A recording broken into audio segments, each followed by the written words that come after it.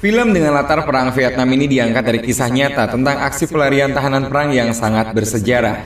Tokoh utamanya sendiri dalam film ini adalah Dieter Dengler yang diperankan sama Christian Bale, seorang pilot pesawat tempur Amerika Serikat yang tertangkap oleh musuh saat melakukan misinya di Laos. Dan ia harus mendekam di kamp tahanan yang terletak di tengah-tengah hutan belantara. Di sana, Dieter berkenalan dengan tahanan perang lainnya yaitu Duane, Jin, Yesi, Pisit, dan juga Proset. Jadi, bagaimana kisah pelarian mereka dan apakah mereka bakal selamat dari serbuan para tentara Vietcong atau malah tersesat di hutan Vietnam yang kejam? Seperti biasa, dengarkan baik-baik ceritanya, jauhi keramaian, pasang headsetnya, dan ini dia cerita Rescue Dam 2006.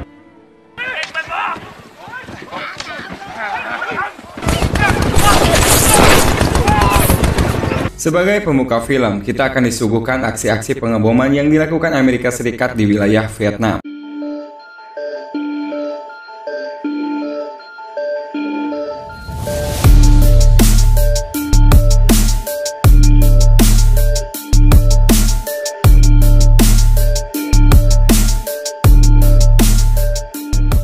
Kita dapat melihat betapa muramnya kondisi perang saat itu. Banyak rumah penduduk yang hancur dan persawahan mereka yang terbakar oleh api. Aksi pengeboman tersebut dijalankan oleh pasukan Angkatan Laut Amerika Serikat yang saat itu sedang bermarkas di tengah-tengah laut kawasan Asia Tenggara.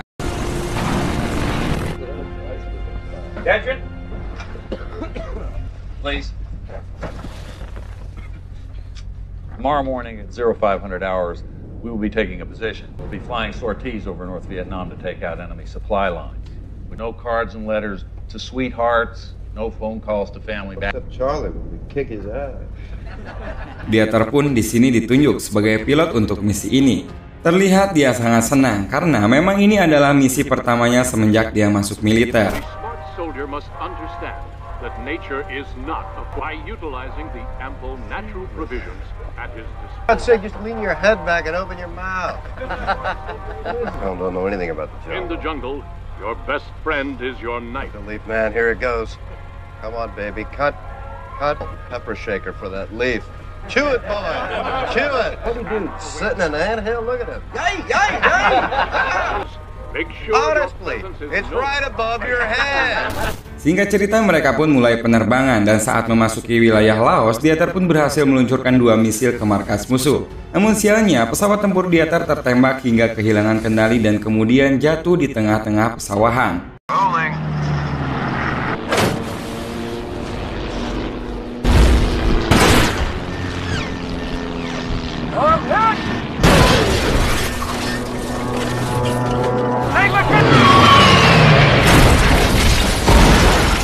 Untungnya di sini Dieter berhasil keluar dengan selamat sebelum pesawatnya hancur berkeping-keping. Gak lama setelah itu, datanglah beberapa musuh dan langsung menembaki Dieter yang terlihat lari ke dalam hutan.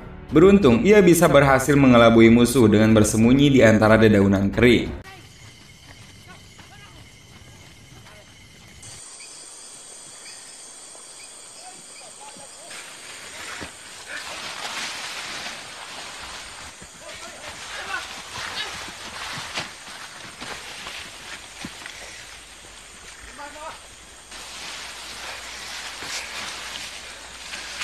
Setelah kondisinya aman, dia pun langsung pergi ke arah berlawanan dan langsung menuju dataran tinggi. Ia berharap ada tim penyelamat yang melihatnya. Namun karena tak kunjung datang juga dan cuaca semakin panas, ia pun langsung pergi mencari air.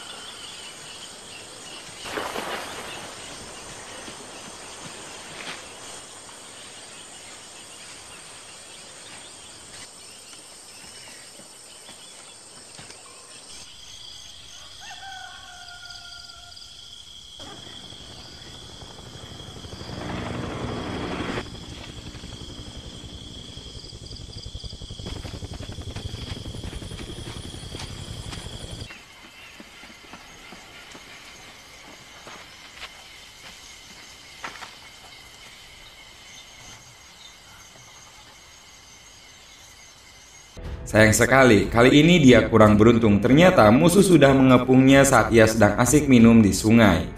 Dari sini, mereka pun mulai berjalan, entah kemana tujuan mereka, karena saking jauhnya di tengah-tengah perjalanan mereka pun sempat beristirahat dan bermain-main dengan Dieter. Di momen ini, ia sempat dijadikan sasaran tembak. Tentu saja, hal ini membuatnya kesal dan marah.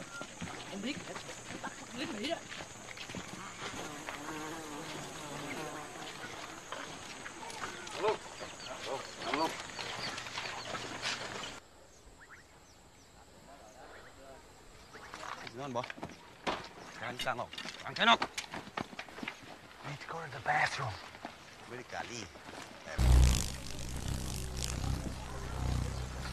Listen to me. I said I needed the bathroom, and now I shit myself. It's not my fault. I didn't signal that.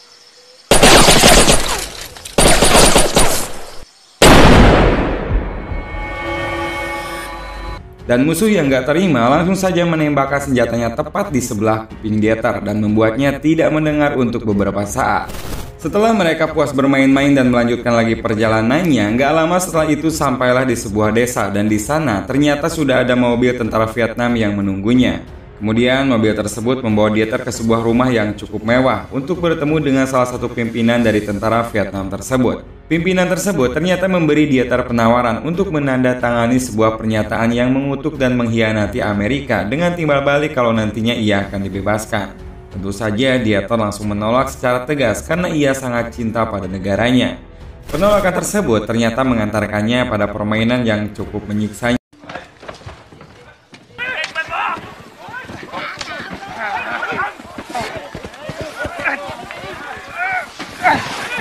Di sini, dia pun diseret dengan kerbau sambil diarak para warga.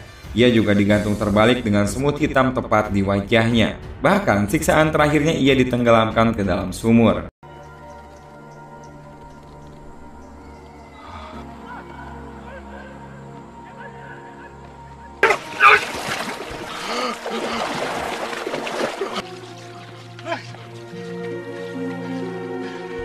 Mereka yang tahu kalau Dieter ini tidak goyah, akhirnya mereka menjebloskan ke kamp tahanan perang yang berada di tengah-tengah hutan belantara di wilayah Laos. Sampainya di sana, sepatu bot Dieter diambil dan langsung diseret masuk ke dalam sebuah gubuk kecil. Tangannya diikat dan kakinya pun dipasung semalaman.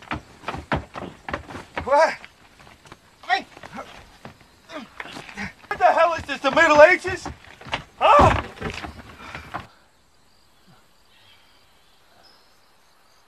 Keesokan harinya, Dieter pun diperbolehkan keluar dari gubuk kecil. Tangan dan kakinya pun sudah dilepas. Ternyata di sini ia nggak sendirian. Di sini ia langsung disambut oleh 5 orang tahanan perang lainnya, yaitu Dwayne, Jin, Jesse, Pisit, dan Prochet. Mereka ternyata sudah lama berada di sana. Ada yang sudah 2 tahun, bahkan Dwayne yang paling lama ia sudah berada di camp ini selama 11 tahun. Setelah mereka beres berbincang-bincang, Jin langsung mengajak Dieter berjalan sambil memperkenalkan setiap nama dan karakter dari penjaga yang ada di sana. They will let us go any day. Listen now, he shits in his pants. Dear, take a careful of tourist. This one we call Jumbo. Guys, here, this little rook right here, he's also very much not. Keep your head down, your mouth shut. Got your best chance of surviving. Goddamn conference. When are you gonna get that through your skull? Secret talks, man. I'm just. Anyway, nice having met you. This hut, it ain't no prison. Escape. If you try to escape, you screw up our. Beberapa saat kemudian, gak mau berakhir seperti teman-teman barunya, Dieter pun berencana untuk melarikan diri dari kamp tahanan karena menganggap tempat tersebut hanyalah sebuah gubuk biasa, bukan penjara sungguhan. Namun mereka memperingatkan Dieter kalau penjara sesungguhnya adalah hutan belantara di sekitarnya. Tanpa air, ia nggak akan selamat lebih dari 2 hari dan jejak kakinya pun akan lebih mudah ketahuan. Mereka juga menentang aksi Dieter tersebut karena dianggap akan mengganggu rencana pembebasan para tahanan perang. Karena sampai saat itu mereka masih percaya kalau suatu hari mereka akan dibebaskan. 1,207 times. You're gonna stab all the lousy got the depth of nail. What kind of plane you? I got a hammer and a socket wrench stuffed up, man. So prison's made of bamboo and rattan. Damn it.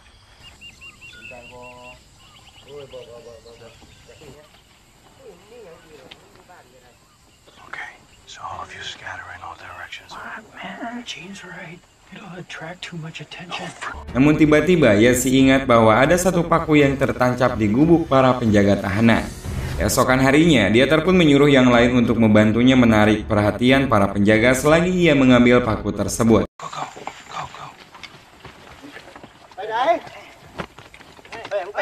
Come on, man. Gotta borrow some of the toothpaste.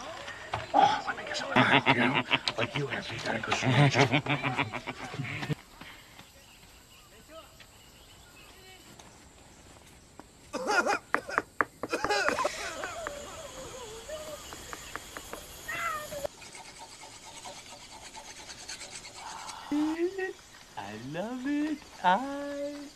Di malam harinya, ia pun langsung menunjukkan keahliannya membuka borgol hanya dengan sebuah paku.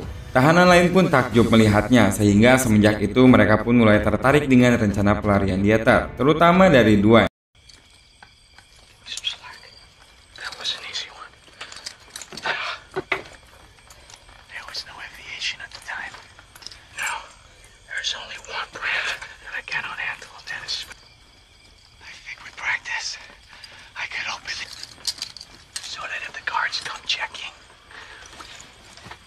So simple. Look at, you see? This is what happens inside. Namun, Dwayne pun hanya sedikit memberikan info kalau yang ia tahu camp ini berada di Laos dan ia juga mengutarakan kekhawatirannya tentang hutan belantara di luar sana. Hari pun berlalu dan berganti malam. Dieter kembali lagi membuka pembicaraan tentang pelariannya. Ia berharap akan datang hujan lebat yang nantinya bakal bisa menghilangkan jejak kaki mereka saat kabur. Jungles on these mountains is a nightmare. I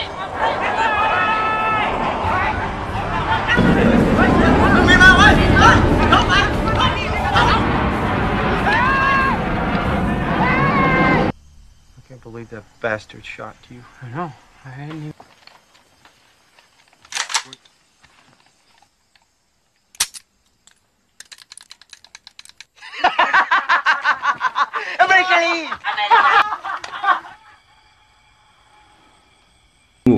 Dwayne pun mulai berbicara, dia saja selama 11 tahun dan sampai saat ini belum juga dilepaskan dan hal itu hanya merupakan penantian sia-sia. Dieter juga bilang kalau lebih baik rencana ini dilakukan bersama agar nantinya mereka bisa bekerja sama ketika mereka sudah berada di dalam hutan.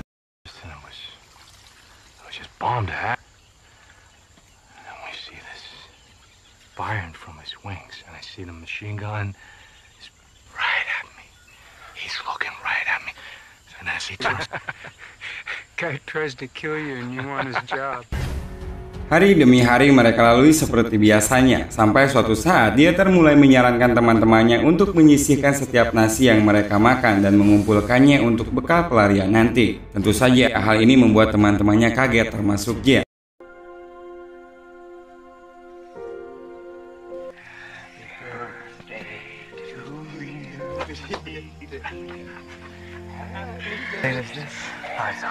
Just gotta keep thinking protein. Now listen, we must read it. Look. I've created a secret compartment. So I'm going to the guards here. We're gonna want to check that.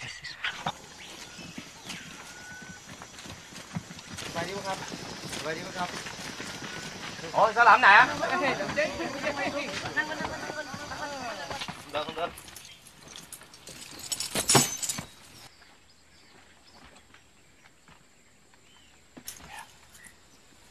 This is for shaving. Smiled at me. And when she smiled, Marina, she's wonderful. Girl, so smart. Looking for another man.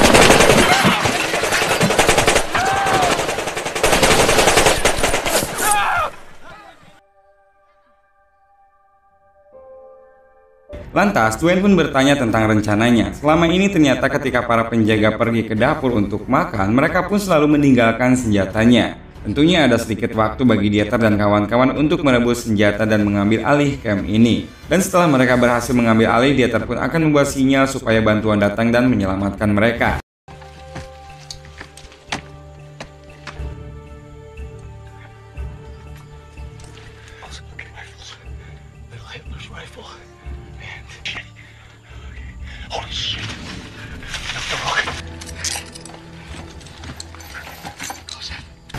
Singkat cerita, persediaan makanan di camp ini semakin berkurang. Dieter tahu kalau hal ini bisa saja membuat para penjaga menjadi kejam dan mempersulit rencana mereka. Maka ia pun langsung menyuruh teman-temannya bersiap-siap karena apapun yang terjadi, rencana mereka harus dilakukan secepat mungkin. Untungnya di sini semua setuju termasuk Jin yang merasa kalau harapannya untuk dibebaskan tidak juga menjadi kenyataan.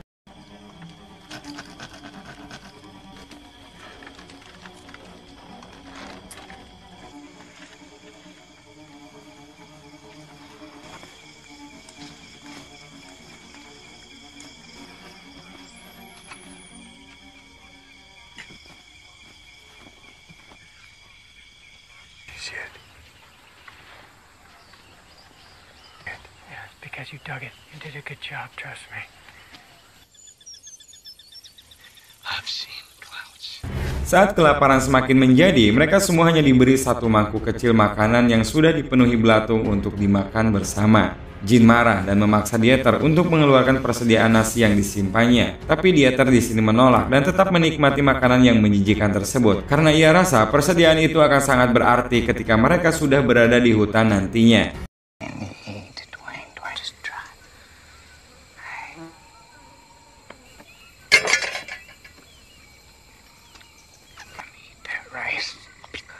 My rice. You are not. My rice. That is not your rice. That is our rice. I'm gonna eat that rice. I still have the key.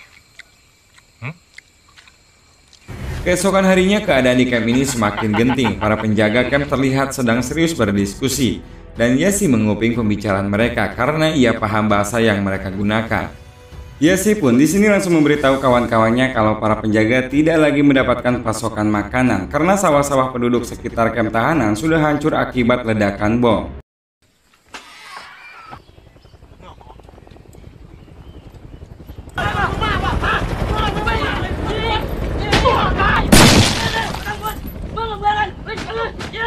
I'm your true friend. I'm your true friend. I would not lie to you.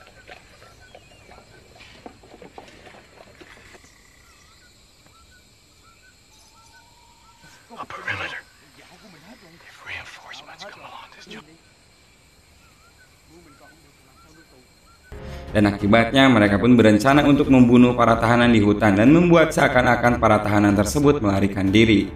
Mendengar hal itu, Dieter pun memutuskan untuk mengeksekusi rencana pelarian mereka lebih cepat, yaitu pada esok hari. Jin di sini ragu dengan rencana Dieter karena saat itu musim hujan belum tiba dan hal itu bisa membuat jejak mereka mudah ditemukan. Tapi mau gimana lagi, pilihannya antara lari atau dibunuh.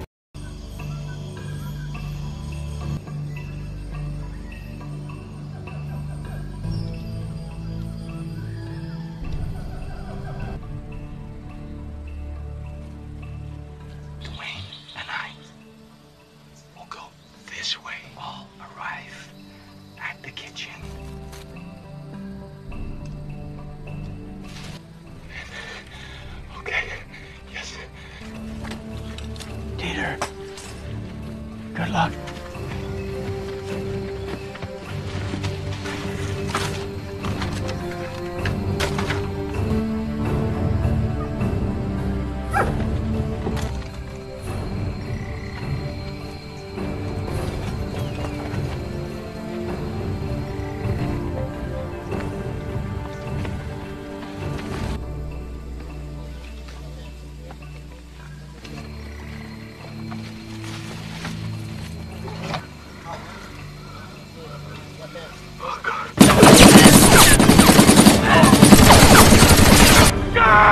Daniel, we're on Dwight, come on!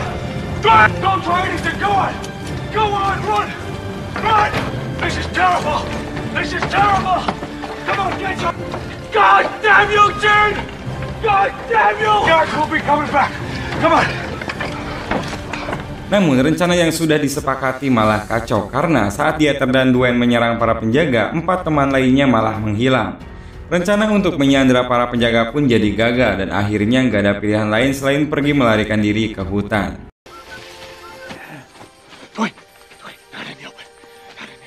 Selanjutnya mereka pun terus masuk ke dalam hutan dengan telanjang kaki. Di tengah perjalanan mereka pun bertemu dengan Jin dan Jesse dan tentu saja Dieter langsung mengomeli mereka karena sudah mengacaukan rencana awal. Dieter semakin marah pas ngelihat Jin dan Jesse memakai sepatu boot. Namun Jin tidak menanggapi dan menganggap Dieter angin lalu.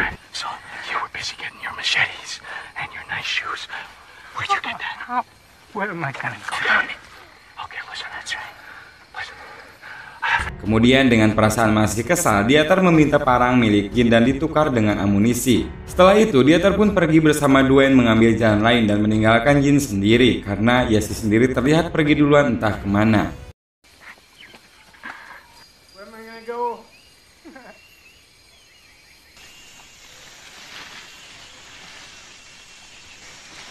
Here. The stars. Setelah beberapa jam mereka melakukan perjalanan, untungnya di hari itu juga hujan turun sehingga jejak kaki Dieter dan Dwayne dapat hilang dengan cepat dan mereka juga dapat minum air dengan puas.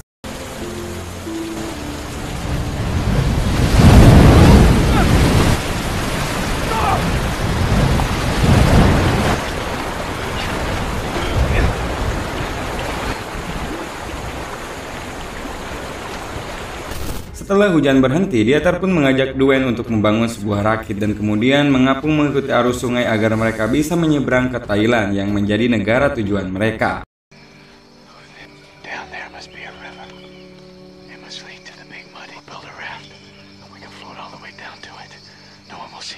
Singkat cerita, rakit telah mereka buat dan mereka mulai menyusuri sungai.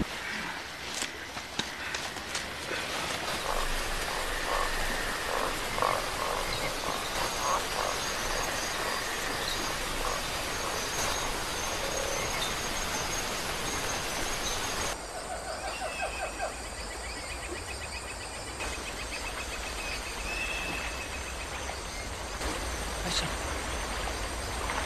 Did you hear that?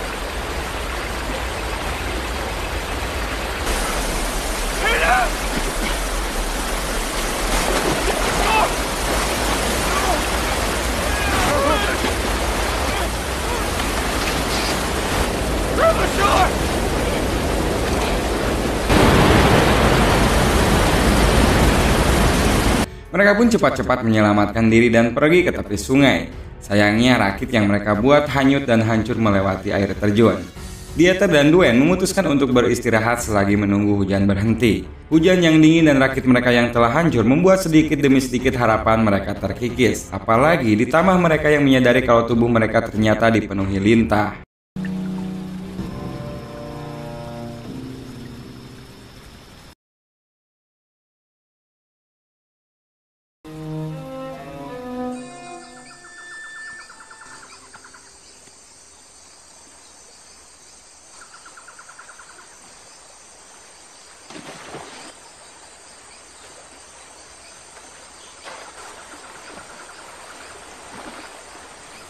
Saat sampai di tepi sungai, Dieter tidak sengaja menemukan sebuah sepatu usang.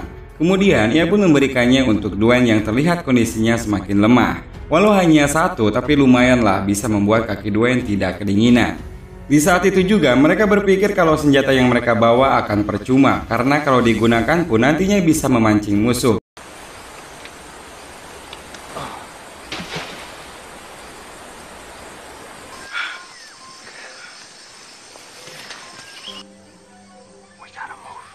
I'm too tired.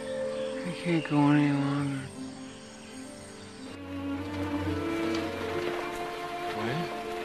Sampailah mereka di pemukiman terbengkalai dan memutuskan untuk beristirahat di sana. Di sini Dwayne bilang kalau ia nggak bisa melanjutkan perjalanan lagi karena udah terlalu lemah. Dieter pun langsung berusaha membangkitkan lagi semangatnya. Dwayne! There's choppers! Dwayne! Here we are! Oh, please! Please! Thank you! Thank you! We're here! Where are you going? You idiots! Where are you going? Kondisi Dwayne semakin lemah, bahkan ia sempat berhalusinasi. Gak ada yang bisa dia terlakukan di sini, hanya bisa berusaha menenangkannya. Sementara Dwayne beristirahat, Dieter pun mencoba membuat sinyal menggunakan api dan berharap helikopter tadi kembali lewat.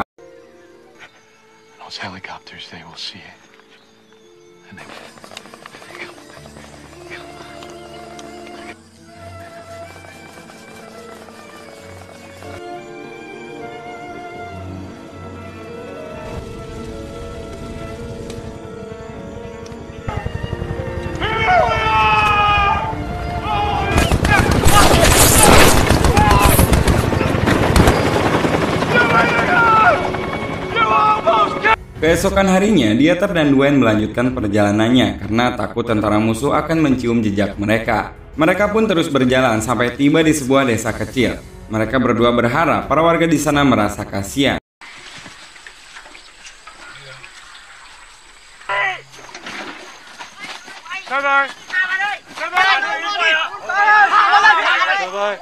Bye-bye!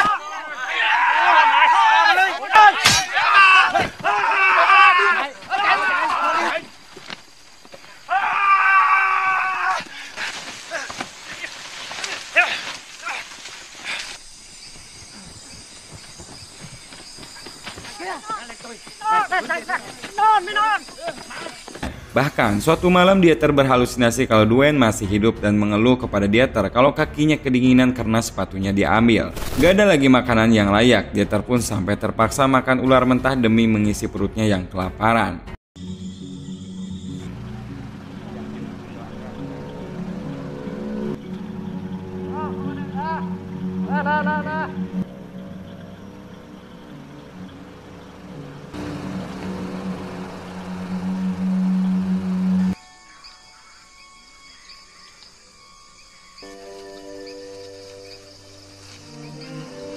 My feet are cold.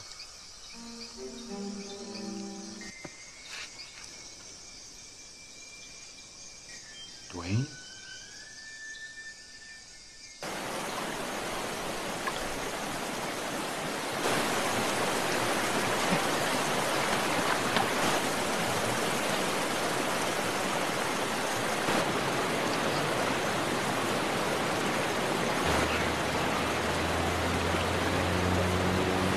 Gak lama setelah itu, entah berapa hari Dieter bertahan sendirian, ternyata keajaiban datang kepadanya. Saat helikopter tentara Amerika melewati Dieter, ternyata helikopter itu melihat sinyal dari Dieter dan ia pun diselamatkan dan langsung dibawa ke rumah sakit militer.